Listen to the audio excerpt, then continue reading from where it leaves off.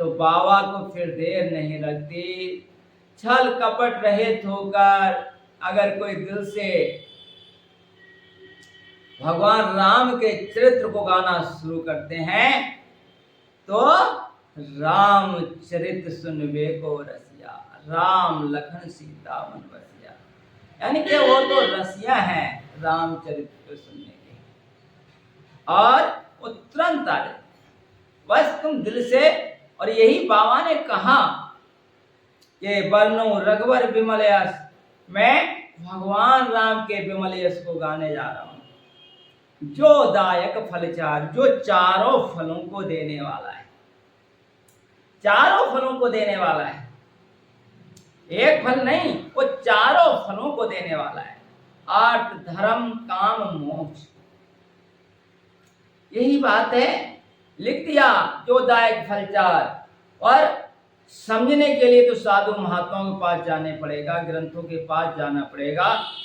हम जिंदगी भर अगर संतों की शरण में नहीं गए, ग्रंथों की शरण में नहीं गए, कहीं अच्छे व्यक्ति के पास नहीं बैठे, तो ये नहीं पता चल पाएगी वो चारों फल क्या है, अर्थ धर्म काम मोक्ष, यही चार फल हैं। अर्थ कहते हैं धन को, अर्थ कहते हैं धन को, पर धन भी दो प्रकार का है।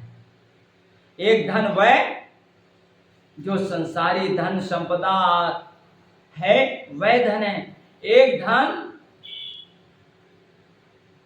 जिससे मीरा गा रहे हैं, पायो जी मैंने राम रतन धन पायो, एक धन राम रतन धन है, जो सांसों के साथ मेरे राम की आराधना में लग जाता है, तो वो धन उसके पास एकत्रित हो जाता है, वो धन बढ़ता है।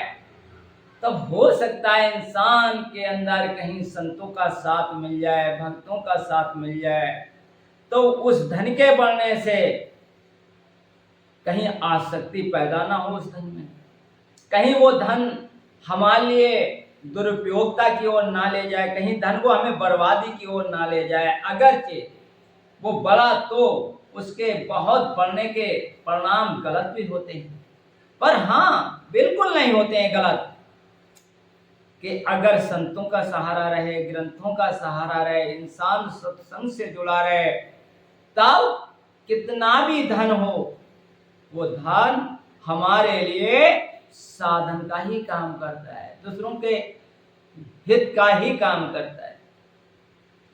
तो जो दायक फलचार, अर्थ, एक धन संसारी और दूसरा परमार्थी धन। आप अगर सुन रहे हो तो ये भी सुनना भी जो है, ये सबसे बड़ी भक्ति है, ये सबसे बड़ी चीज है। सुनना ही तो सबसे बड़ी चीज है। हम अपने घर में कहते हैं, परिवार में कहते हैं, कोई हमारी सुनता नहीं। तुम भगवान को कितना सुन रहे हो, तुम परमात्मा की चर्चा कितनी सुन रहे हो कि कोई तुम्हारी सुने? भाई जब तक तुम दिल से सुनोगे नहीं परमात्मा को, तब तक तुम्हारी कौन सुनेगा?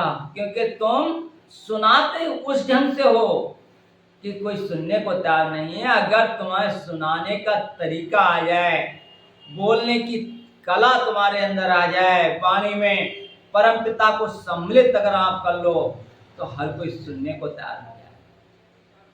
पर आप निठल्ले रहते हो, आप ज्ञान अज्ञान के साथ रहते हो और परम पिता से दूर रहते हो, इसलिए कोई सुनने को तैयार नहीं।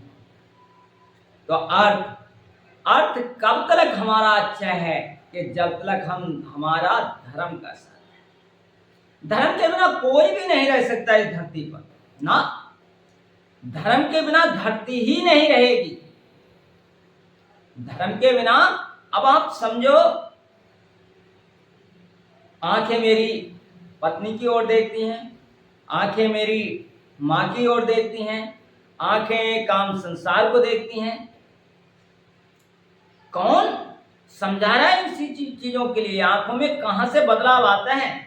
ये सब धर्म ही तो करता है हमारे अंदर से, कि तुम्हारी आंखें चेंज होंगी, तुम्हारी भावना चेंज होगी।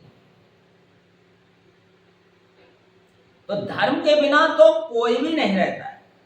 और जिस दिन बिल्कुल धर्म नहीं रहेगा फिर ये दुनिया नहीं रहेगी।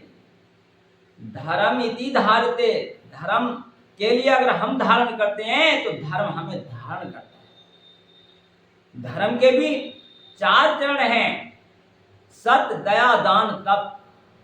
सत्य जिसे प्यारा लगे, दान जिसे प्यारा लगे, तप जिसे प्यारा लगे, दया जिसे प्यारी लगे, वो धर्म के रास्ते पे चलने वाला है। ना तुम्हारे अंदर दया है, ना तप है। तप का मतलब अपनी इंद्रियों का निग्रह। तप का मतलब ये नहीं कह रहा हूं मैं कि आप वन में चले जाओ कहीं पर घर परिवार को छोड़ के। तप का मतलब है कि तप का सीधा अर्थ अगर मेरे से कोई पूछे, मेरी आत्मा से अगर कहीं अंदर से आवाज निकलती, तब का मतलब है कि जो गलत है वो अंदर से तुम्हें गलत लगने लगे, तुम्हारी मनोदशा उधर जाए ना। त्यागने की बात नहीं हो रही है यहाँ।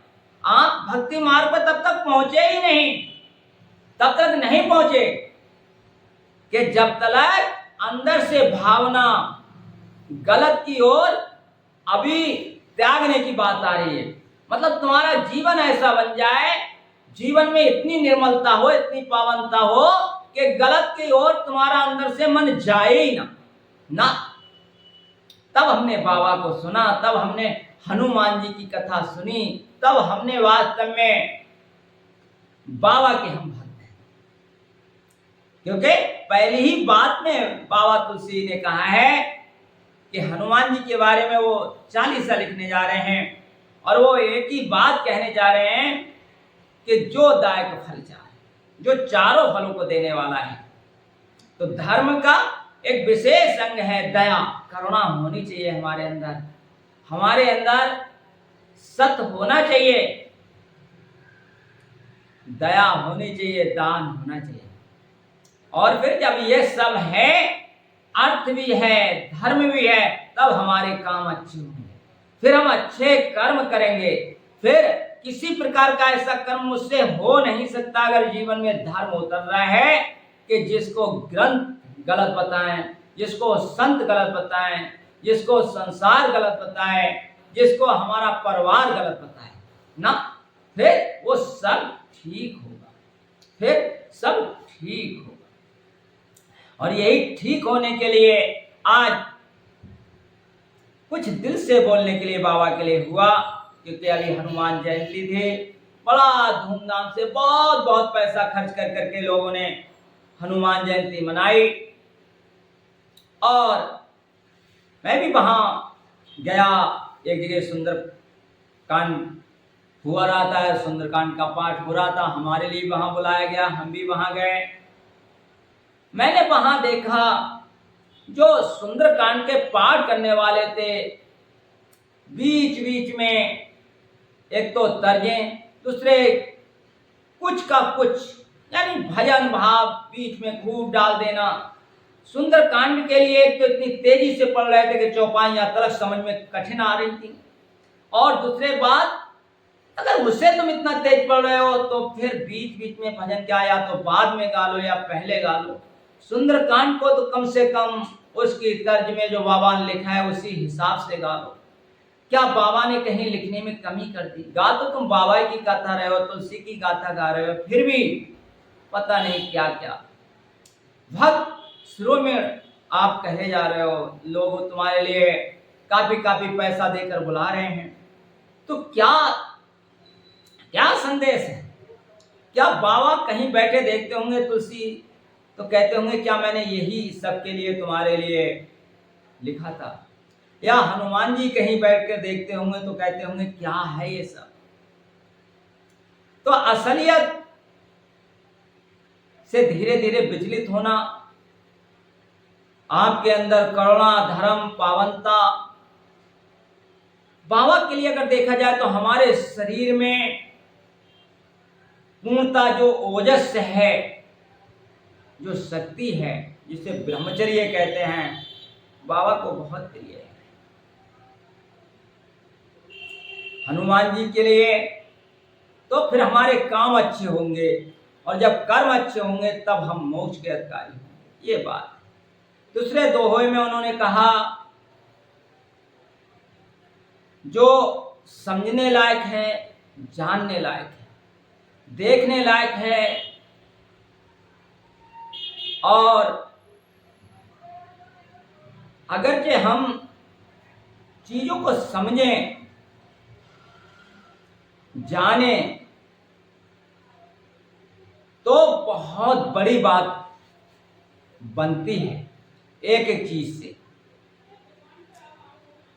लेखक इतना लिखा है बाबा तुलसी ने कि उनकी लिखी हुई रामायण विश्व प्रसिद्ध है, फिर भी अपने को वहां क्या अधीनता दर्शा रहे हैं हनुमान जी के सामने कि बुद्धिहीन तन जान के सुमरो पवन कुमार।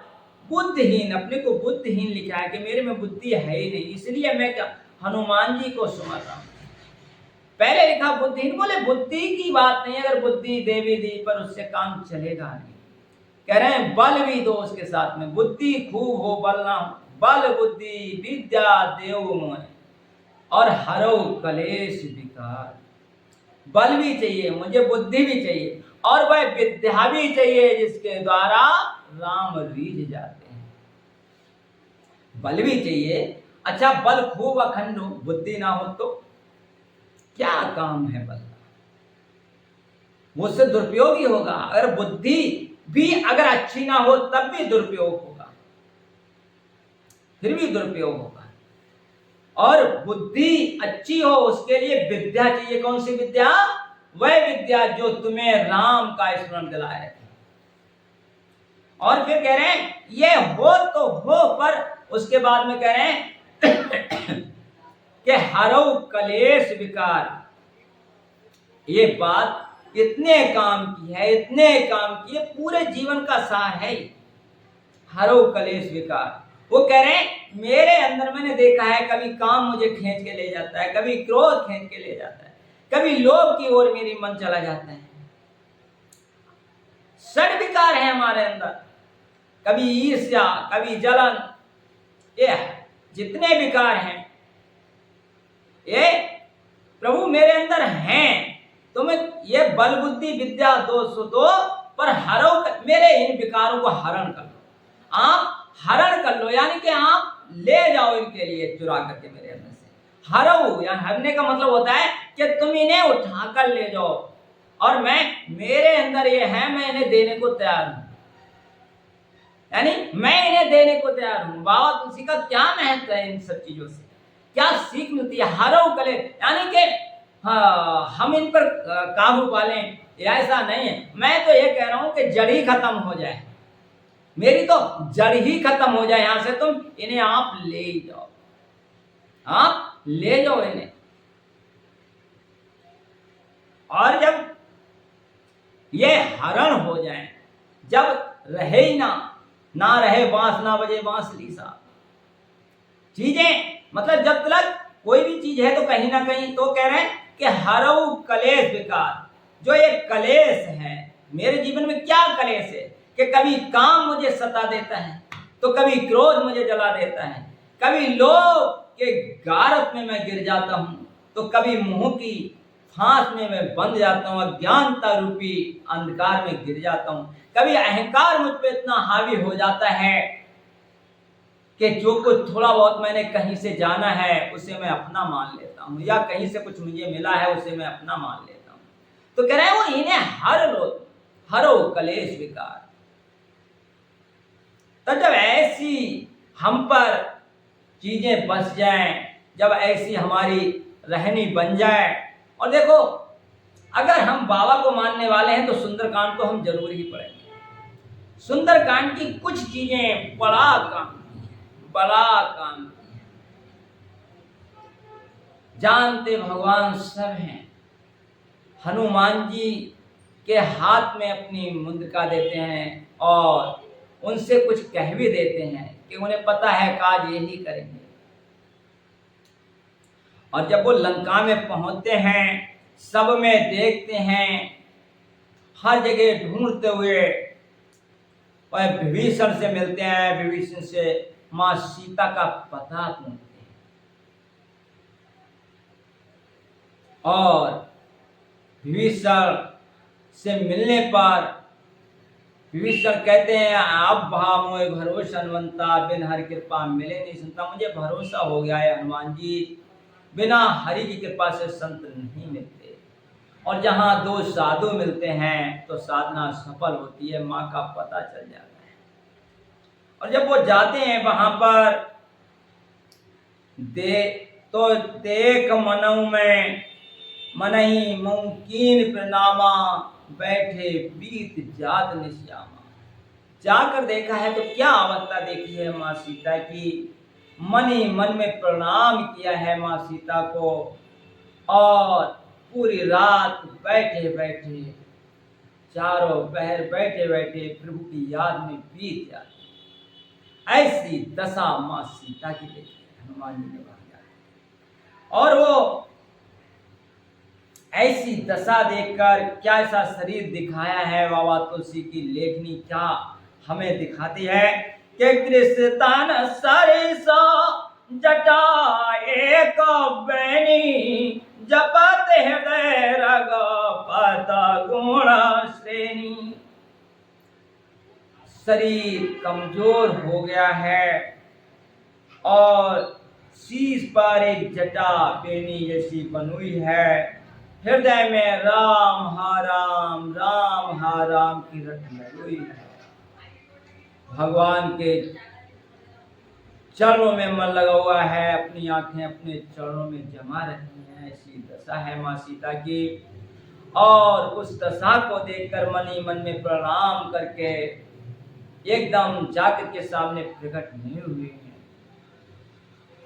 आप किसी परम काम को करने जा रहे हो, एकदम से नहीं। यहाँ रामायण हमें सीख देती है कि तर पल्लवा में रहा रे लुकाई, करहे विचारा करो का भाई। तर पल्लवा में रहा रे लुकाई, और करे रे बेचारा करो कहा भाई। छुप जाते हैं हनुमान जी तरपल्ला वृक्ष के पत्तों में, और ये विचार करते हैं कि मैं अब क्या करूं। देखो, कुछ भी करने से पहले हमारे लिए विचार जरूर कर लेना चाहिए कि जो हम कर रहे हैं इसका परिणाम क्या होगा। अगर परिणाम सही अंदर से आता है तो उसे करो, और अंदर से अगर परिणाम गलत आता है, कहीं भी दुविधा पैदा होती है, तो उस कर्म को मत करो। ये हमें रामायण सीख देती है। बाबा हनुमान जी की रहनी से हमें सीख मिलती है। वो कह रहे करें विचार करो का भाई मैं क्या करूं, और तय अवसर रावण तहां आवा, उसी समय संग नारवो कीन बनावा। उसी समय रावण वहां आता है, और देखो सब कुछ ताकत होते हुए हनुमान जी के पास बहुत प्रकार से यहाँ पर रावण ने माँ सीता को त्रासित किया है, बहुत प्रकार से उससे बात करी है वहां पर हनुमान जी अपने चुपचाप बैठे रह गए।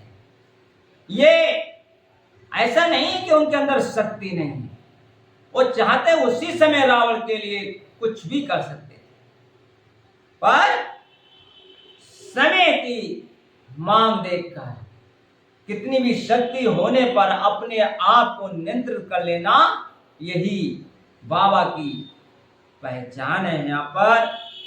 और वहां बैठे रह जाते हैं हनुमान।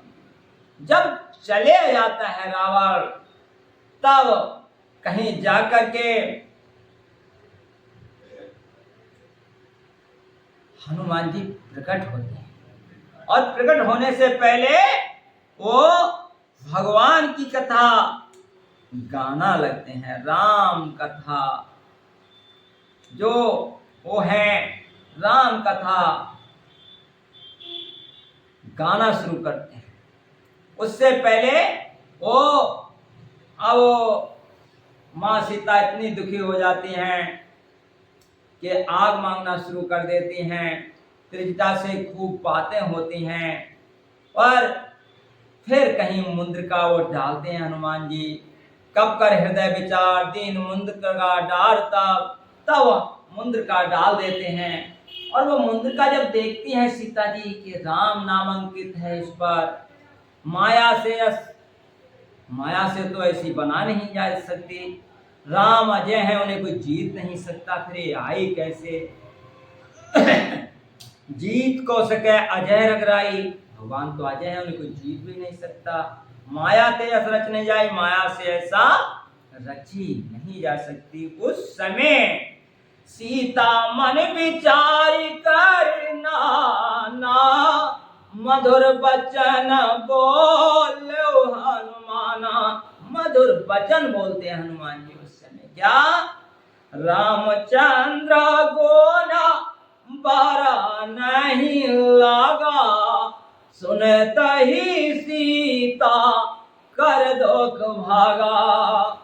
भगवान राम के गुणों को वर्णन करने लगे हनुमान जी। सुनते ही देखिए कितने तृषित हैं, कितनी व्याकुल हैं, कितनी विरह में डूबी हैं, शरीर दुबला हो गया है, पर सारे दुख समाप्त हो जाते हैं। रामचंद्र गुण बढ़ने लगे, भगवान राम की कथा हनुमान जी सुनाने लगे तो सारे दुख समाप्त हो गए।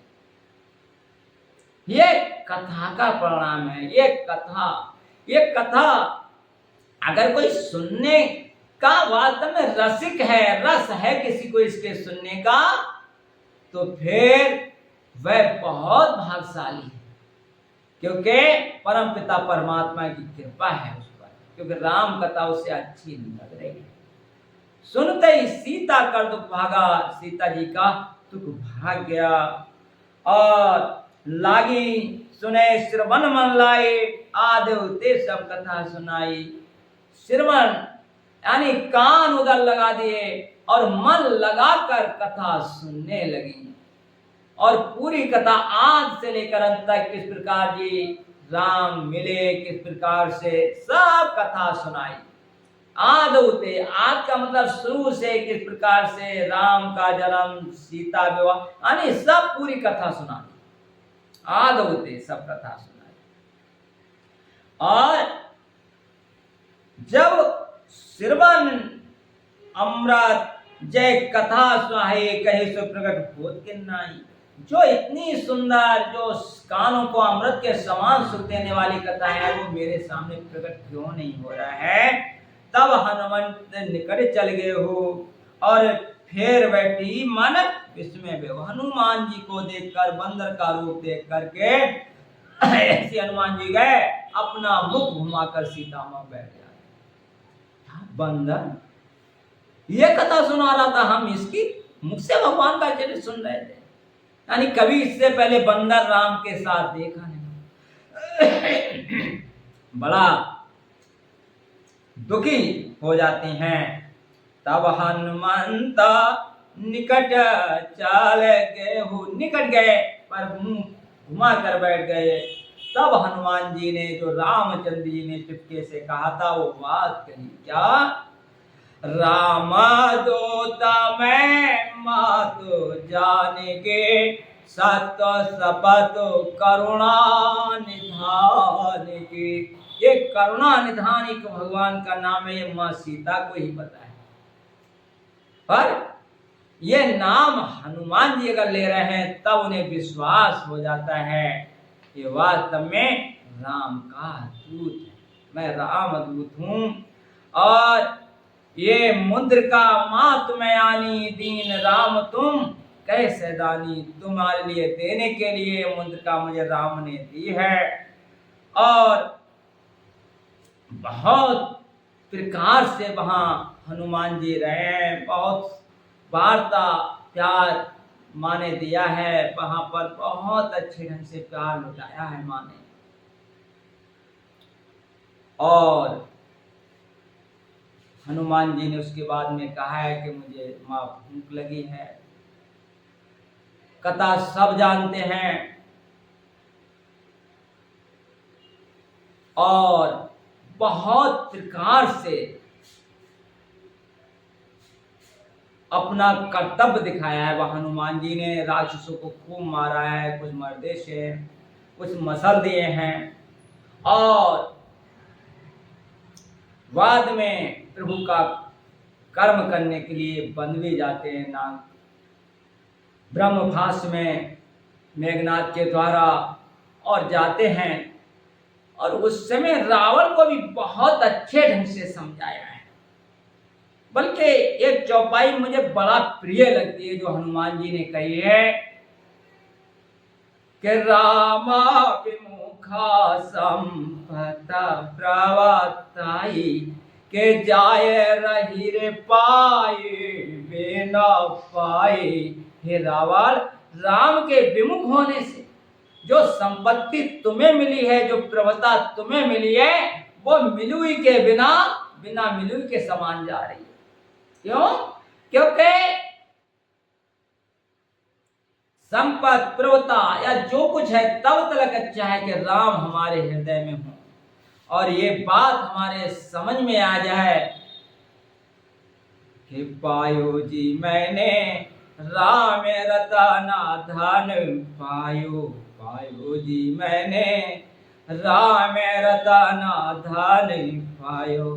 ये बात अंदर से मुझे दिखने लगे कि अगर दिल से राम गाया जा रहा है यही असली धन है, तब ये संपदा, ये प्रवता, ये घर, ये परिवार सब कुछ सफल है।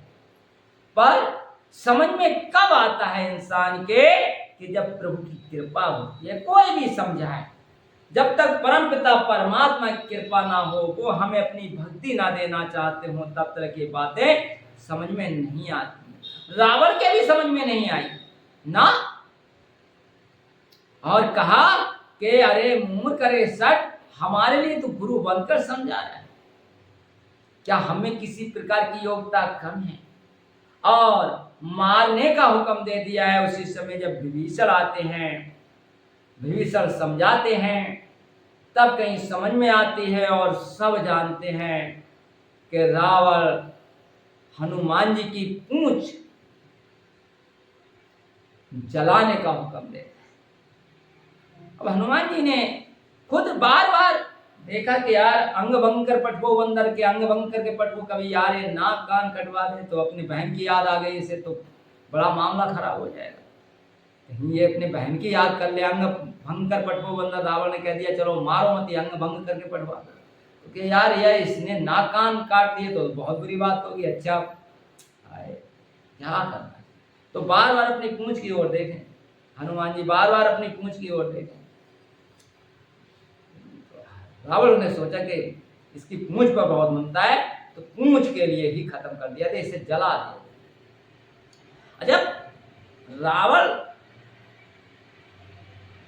ऐसा नहीं, रावण के लिए ये पूंछ खत्म करने की बात है, हर किसी के लिए आज ये तो जलन है कि ये क्यों इतना बढ़ गया, ये क्यों ऐसा हो रहा है, ये कैसा हो रहा है। पूंछ जो है, हर कोई पूंछ के पीछे। तो लंका को जलाकर मां सीता के पास जाते हैं और सीता मां से कहते हैं हे मां, जैसे हमारे लिए भगवान राम ने कुछ दिया था, वैसे आप भी कुछ निशानी हमें दे दीजिए जिससे हम भगवान राम को दे दें। सीता मां बहुत दुखी हुई हैं। कहो कप कै विद राखूं प्राणा, तुम तात कहते अब जाना। हे कपि, मैं किस प्रकार से अपने प्राणों को रखूं, तुम भी तात अब जाने को कह रहे हो। पर किसी प्रकार से समझा कर मां सीता को चलने को हुए हैं। और चूड़ा मन उतार तब देहु, हर्ष समेत पवन सुत लेहु। चूड़ा मणि उतार करके हनुमान जी को दे देती हैं और चलते समय कहती हैं कि मेरी शुद्ध करा देना। तात जयंत के बाण की शुद्ध करा देना, और मैं तन मन धन से हर प्रकार से मैं भगवान की दासी हूँ। आप अच्छे ढंग से समझा देना। मेरे लिए 1 मास में अगर लेने नहीं आए तो मैं जीवित नहीं रह पाऊंगा। ऐसी वृथा लेकर हनुमान जी जाते हैं और भगवान के पास जब पहुंचते हैं तब बहुत प्रकार से भगवान ने वहाँ आदर किया है और आदर करने पे एक ही बात कही है कि नाम पहाड़ो दिवस ने ध्यान तुम्हार कमाट लोचन निज पद जंत्र जाए प्राण कहवाट। सीता माँ सिर्फ एक ही बात से जीवित है वहां पर, हे राम, कि तुम्हारा नाम जप करके वो वहां जीवित है, नहीं तो वो जीवित नहीं रह सकती। वो आपके नाम को जपती रहती हैं और चलत मोए चीड़ावन दीनी रघुपत हृदय लाय और लीनी। अपने हृदय से लगाते हैं भगवान राम चूड़ामणि को। और हनुमान जी ने कहा है कि सीता माँ ने हमसे कहा है प्रभु के मन क्रम वचन चरण रागी कह अपराध नाथ हूँ रागी। मैं मन से कर्म से वचन से भगवान के प्यार में रंगी हूँ, फिर भी मुझे कौन सा अपराध हो गया जो मुझे त्यागा है। अवगुण एक मोर में जाना, एक ही अवगुण है कि मैंने बिछड़ते समय मेरे प्राण नहीं निकले सके, यही अवगुण है। सीता की विपत्ति वर्णन करते करते हनुमान जी की आंखों से आंसू आ जाते हैं और इस प्रकार के हनुमान जी की दशा देखकर भगवान राम की आंख में आंसू आ जाते हैं और भगवान राम के लिए बाबा तुलसी लिखते हैं, सुन सीता कर दुख प्रभु सुख ऐना भर आए जल राजव नैना। सीता का दुख सुनकर प्रभु का सुख ऐना, सुख के धाम है भगवान, सुख का सागर है भगवान। ऐसे भगवान की आंखों में आंसू आ जाते हैं।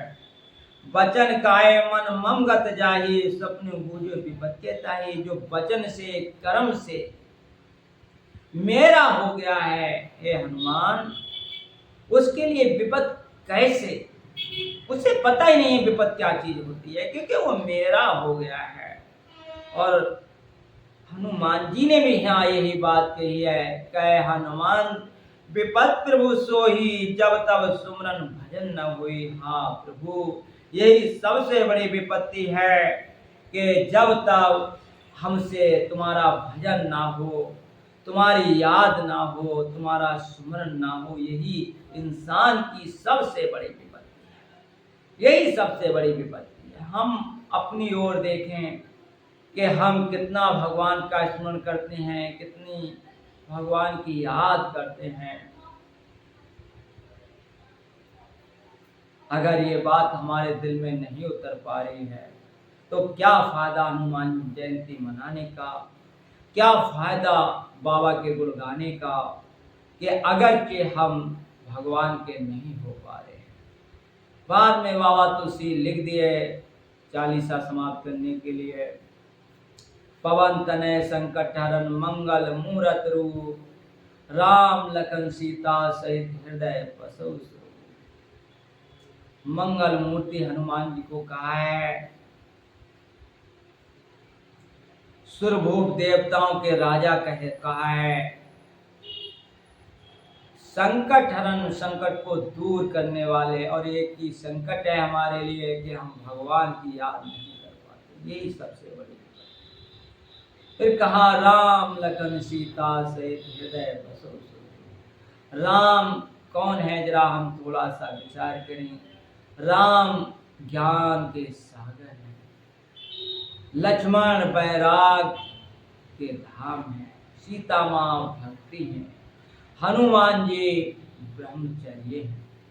अगर ये चारों हमारे अंदर रहें, भक्ति हो, ज्ञान हो, बैराग हो, ब्रह्मचर्य हो, तब ये जीवन सफल है, तब ये हनुमान जयंती सफल है, हनुमान का स्मरण सफल है, बाबा की स्तुति सफल है। हम बार बार मनाते हैं उनकी हनुमान जयंती, साल में 2 बार मनाते हैं, पर हम अपने जीवन को उनसे कितना सीख पाते हैं। अगर हम नहीं सीख पाते हैं तो हमें सीखना चाहिए। हनुमान जयंती पर कुछ बोलने का मन आया, जैसा प्रभु कृपा से बोला गया, वह प्रभु की कृपा थी। साधु महात्माओं की कृपा से जो कुछ बन पड़ा बोला गया।